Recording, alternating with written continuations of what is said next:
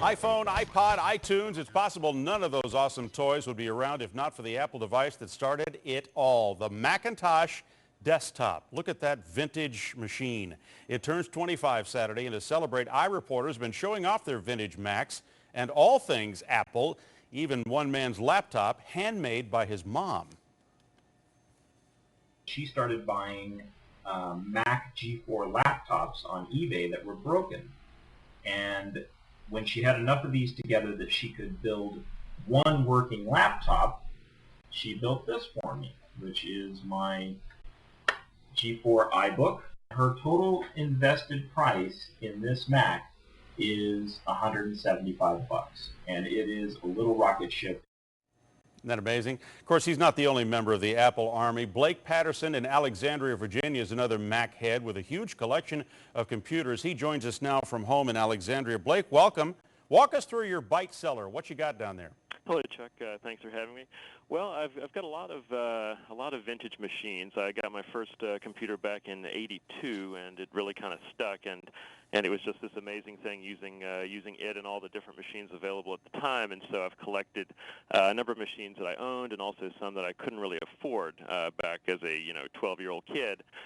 There is an Apple Lisa, which was the first commercial computer with a graphical user interface that preceded the Mac by 1 year.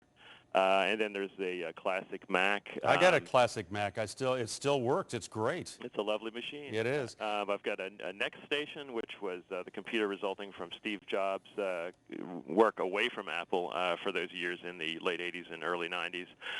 Some Commodores, Ataris, Apple IIs. I've gone through, I don't still have everyone, but I've gone through 13, 14 Macs, I think, since I started. And right now I think I have, it's hard to remember. I think I have about 4, maybe 5. Wow. Can you still get parts? Yeah, it's on eBay is the friend of the retro collector. You can just grab a working or a broken machine, and for $10, bring it home and tear it apart a little bit.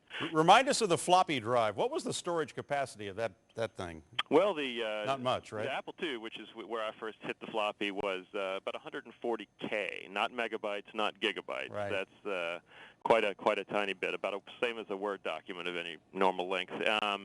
And then they got a little higher capacity as time moved on, but they're pretty minuscule. I love this clamshell thing. Boy, that was really. Did that last very long? That color scheme? That laptop? Oh, that the turquoise? Right.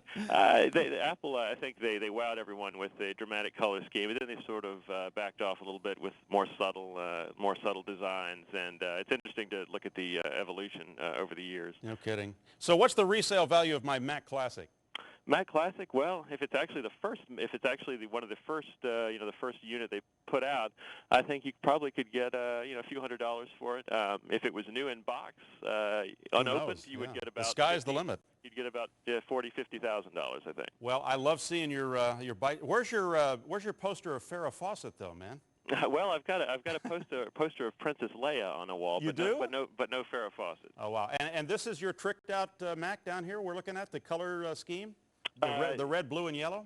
I think, well, I'm not... Or is that somebody else's? Well, I'm not sure. Red, blue, and yellow, it's not ringing a bell. Oh, okay. All right. Somebody else's. Yeah. Well, listen, thanks for the tour, Blake. Great job. I appreciate it. Thanks for the iReport. Thank you for having me. All right. Blake Patterson in Alexandria, Virginia, as the Mac desktop turns 25.